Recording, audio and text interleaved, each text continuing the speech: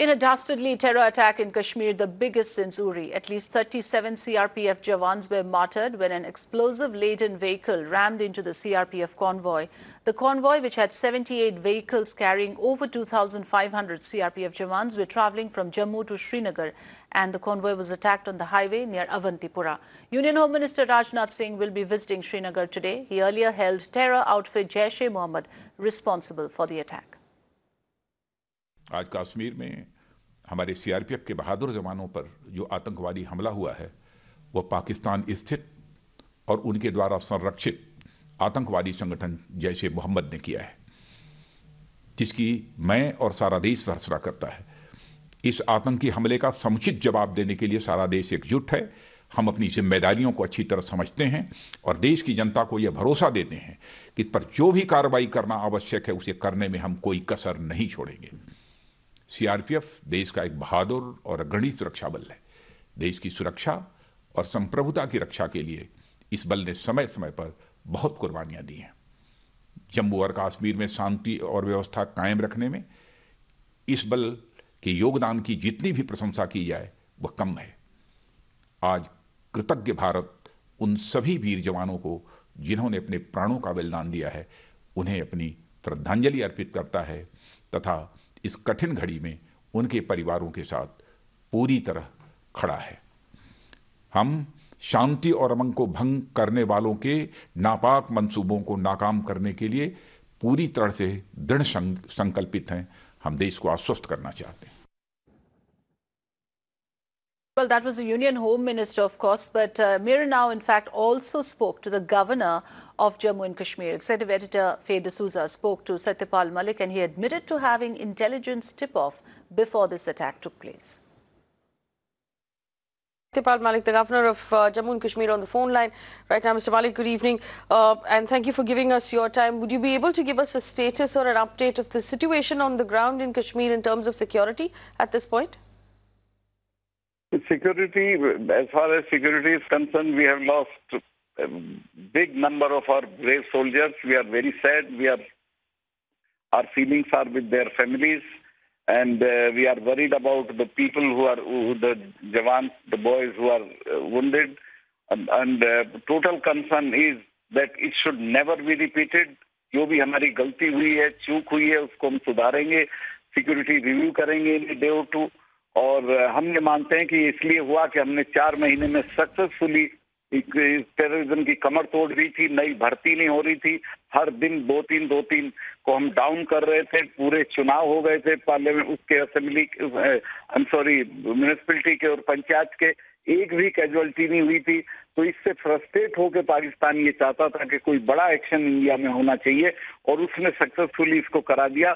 ये हमारी गलती, भूल, चूक जो भी कही हुई है उसके लिए मैं अपने आप को जिम्मेवार ठहराता हूँ। सवाल पूछने में अफसोस होती है, आपने भी कहा कि लैप्सेस हुए हैं, हाईवे पेट्रोल में लैप्सेस हुए, चेकिंग में पेट्रोल हुए, और शायद the size of the contingent that or the convoy that was moving was also wrong. क्या इस इन्वेस्टिगेशन के बाद अकाउंटेबिलिटी होगी कि ये गलतियां किससे हुई थी और क्यों हुई थी? नहीं, वो तो देखिए इंटर डिपार्टमेंट इंक्वायरी इसकी होगी। मुझे उस पर ओपिनियन नहीं देनी चाहिए, but because I am very agitated इसलिए मैंने दे दिया, अपनी बात राय कह दी है, क्योंकि मैं इस पर एक्सपर्ट भी नहीं हूँ। बट स्टिल आई फील कि ये ऐसा कर लेते तो ऐसा हो जाता। Well, in fact, Mirna has accessed an internal note dated 8th of February 2018 to various DIGs of CRPF, including DIG of Avantipur, and this internal note warned them of the presence of IEDs in the area. Ministry of External Affairs, in its official reaction, has named jaish-e-mohammed as the perpetrators and blamed Pakistan for backing this terror outfit. MEA also asked Pakistan to take action and called for the blacklisting of jaish-e-mohammed by the international community. No, certainly this is a dastardly act and done out of desperation. There is no second opinion about it, just as rightly the Honourable Prime Minister has said, the Honourable Home Minister has said, and this is not going to be spared. Nobody is going to be spared. Those who have done this, those who have perpetrated, those who have supported it. But at the same time, I find this as an opportunity through you to also call to question those who while living in India, while calling themselves or describing themselves as mainstream politicians in Kashmir, tend to be apologetic about all these terror activities sponsored from across the Indian soil. 20 हमारे CRPF के जवान शहीद हुए हैं और बहुत ही बुरा attack रहा है ये, और इसको अल्फाज नहीं है मेरे पास टू कंडेम इट, क्योंकि ऐसी हालत में जहां इतने सारे लोग एकदम से जिनको जो शहीद किए जाएं और उनकी फैमिलीज़ का क्या हाल होगा, उनकी फैमिलीज़ पे जो इस वक्त जो उनकी फैमिलीज़ के ऊपर एक तूफ़ान आ गया है, कैसे संभालेंगे इसको। मैं उम्मीद करती हूँ कि न सिर्फ मरकज़ी सरकार बल्कि तमाम जो मुल्क की हमारी जमातें हैं, सब मिलके इस मसले का कोई हल निकालें ताकि ये खून खराबा हमेशा के लिए बंद हो जाए। देखिए, सर्जिकल स्ट्राइक्स और बॉर्डर्स पे कन्फ्रंटेशन से हमें कुछ नहीं मिल रहा है, बल्कि हमारे जवान जो हैं इस तरह से शहीद किए जा रहे हैं। यहाँ भी कश्मीर में रोज़ कोई ना कोई लोग मरते रहते हैं। तो इस सब खून खराबे को बंद करने के लिए मेरा ये मानना है कि तमाम जो पॉलिटिकल पार्टीज़ को उनको इकट्ठा होना चाहिए, NDA गवर्नमेंट के साथ मिलकर कोई इसमें कोई रास्ता निकालना चाहिए ताकि ये खून खराबा हमेशा के लिए बंद हो जाए। दुख का विषय है और दुख से के साथ साथ एक आक्रोश भी आता है मन में कि हमारे नौजवानों के साथ, हमारे वीर जवानों के साथ ऐसा हमारा दुश्मन कर रहा है। Well, the official figure of the number of martyrs is 37, even though reporters on the ground tell us that it could be more. Now, what we're trying to bring out here are the stories of those families who have lost a son or a father or a husband. Ram Vakil from Itawa in Uttar Pradesh leaves behind a wife and 3 children. He had spent just a week with them and his family had asked him to stay on. Let's listen into their story. नहीं sir, गर्व तो महसूस हो रहा है कि मेरा भाई देश की खातिर शहीद हुआ है, देश की सेवा में शहीद हुआ है। नहीं बेटा, शांत हो जाओ। लेकिन छोटे छोटे 3 बच्चे हैं, इनकी देख रेख करने की जिम्मेदारी पड़ जाती है। अब हमने कहा अभी मत जाओ, जब रास्ता मिला गया तो कहे जा रहे टेलीफोन से संपर्क कर लो। कह नहीं बाबा जाएंगे पर हमें छुट्टी नहीं मिल पाएगी, हमें मकान बनवाना है, मार्च में छुट्टी आना है। अभी तो ठीक है, आप जैसे मर्जी। Well, so clearly that number is not just a statistics. There are so many families who have been shattered after that act of cowardice. Meanwhile, Pakistan has denied involvement in the attack on CRPF, saying that the attack in Pulwama is a matter of grave concern. They say that we have always condemned acts of violence anywhere in the world and strongly reject insinuations by elements in Indian media and the government that seek to link the attack to Pakistan without investigations. Srinjoy Chaudhary joining us on the phone line. Srinjoy, there's absolutely no doubt in anybody's mind that this attack is directly related to cross-border terrorism. But this is a meek denial coming from Pakistan. What do you read into this statement? Entirely expected that Pakistan would say what it would. No one is going to say, yes, we trained, we armed, we financed terrorists and sent them across the border. But everyone knows that this is a jaish-e-mohammed operation, and the jaish-e-mohammed operation is entirely funded and organized by the ISI. Maulana Masood Azhar, released in 1999, is in Pakistan. He is part of the ISI supported establishment, and he is the one who is the leader of the pack that has organized this operation. So he has blood on his hands. The death of 42 people is on his hands, and he has been entirely supported. The fact that he is in Pakistan, the fact that he is doing what he is entirely because of the Pakistan establishment. Absolutely, Srinjoy. So obviously, we have a hostile neighbor. They harbor terror outfits. Pakistan has failed to crack down on these terrorist elements. But, on our part as well, do you think that somewhere there have been failure in Indian administration as well in terms of following certain security protocol for a damage of this nature to happen where we have lost around 40 soldiers? Every life is important, and 40 is enormous. The important point is a terrorist has many opportunities, and out of 100 or 1,000, if he strikes once, he is successful. From the Indian side, for the authorities who are defending a situation, you have to thwart an attack each time. You can't be successful 999 times out of 1,000 and be happy about it, because that one time the terrorist gets through, he has succeeded. The important point is that who is responsible, how this has happened, will naturally all come out. But an investigation obviously has to happen before that. The authorities will have to decide on how this happened, why this happened, and then action taken. But the important point is to wait for the investigation and see what were the faults, what were the problems, if there were any, which led to this. Yes, since you mentioned the jaish-e-mohammed and the fact that India has been, crying hoarse about how they need to be blacklisted, I want to understand from you, because, talking about the modus operandi, Srinjoy, this is a one-man mission, it's a Fedayeen attack. Now, to avert this kind of a thing, what do we require to do? Is it intelligence that, that needs to be picked up so that something like this can be averted?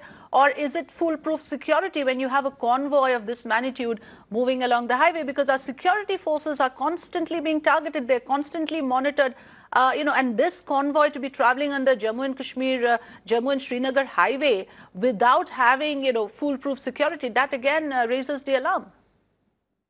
Foolproof, that's the important point. The people who did the movement would have assumed that they had foolproof security. The convoy is always a target. There was some intelligence. Surely that is already known. There was some talk that there would be an attack, but it was considered to be an IED. The intelligence that came suggested it would be an IED attack and not a Fedayeen attack. This was a very well-planned Fedayeen attack and a terrible one. Yes. And it has to be said that it's very difficult to protect a large body of moving troops against a Fedayeen attack of any kind, not just by India, but by any country anywhere in the world. Okay, right. Well, clearly, like you said, there has to be course correction in terms of the Kashmir policy and in terms of obviously getting that there is expectation for revenge and retribution as well. And there's tremendous amount of anger at this point. Srinjoy, thanks for helping us understand the situation as of now. Let's also bring out some other case studies. Let's talk about the martyrs.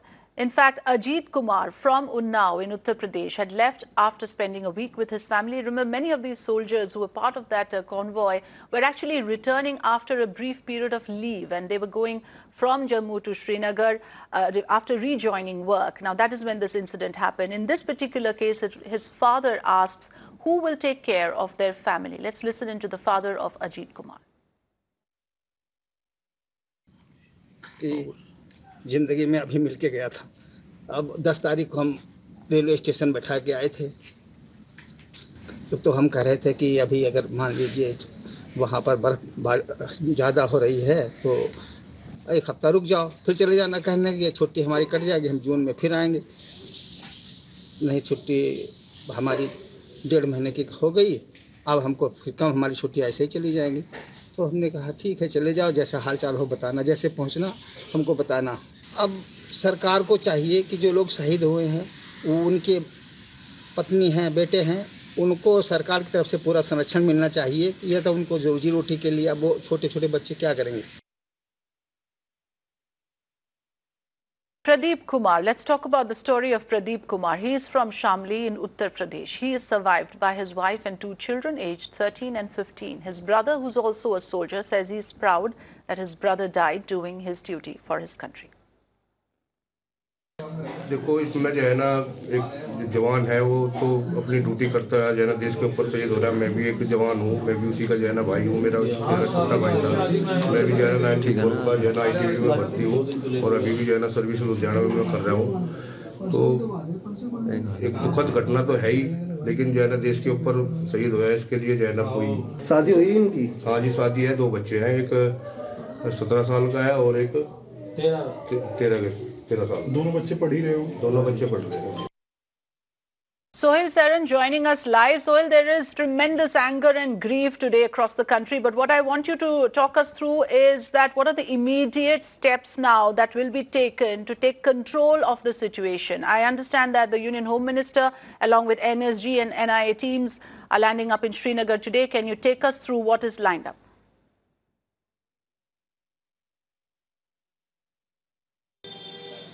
Well, the Union Home Minister Rajnath Singh will be reaching Srinagar by afternoon. He is expected to land in Srinagar at 1, and after that he will be, chairing a high-level meeting with the security agencies and security forces in Jammu and Kashmir.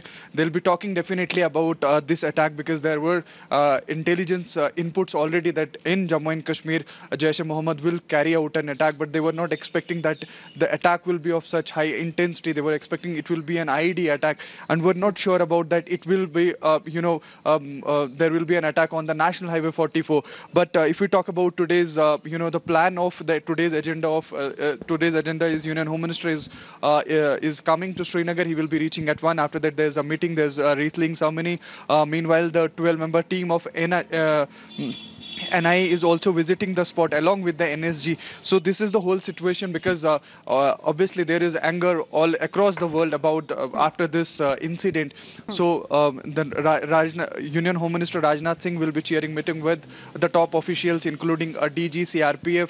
He'll be having meeting with DG of Jammu and Kashmir Police as well, because the first thing is that how a car managed to get into convoy, after which 37 people of CRPF lost their lives. Yes, which is what I wanted to ask you, that, a day later, is there any clarity on the modus operandi? Because this seems to be a one-man mission. It's a car bomb attack. So, every time, of course, there is a change in the way these attacks are happening. This is, again, different from Uri, but very big in its magnitude and proportion. Help us understand, Sohail, a day later, is there any clarity in how this could happen? Where were the lapses and on whose part?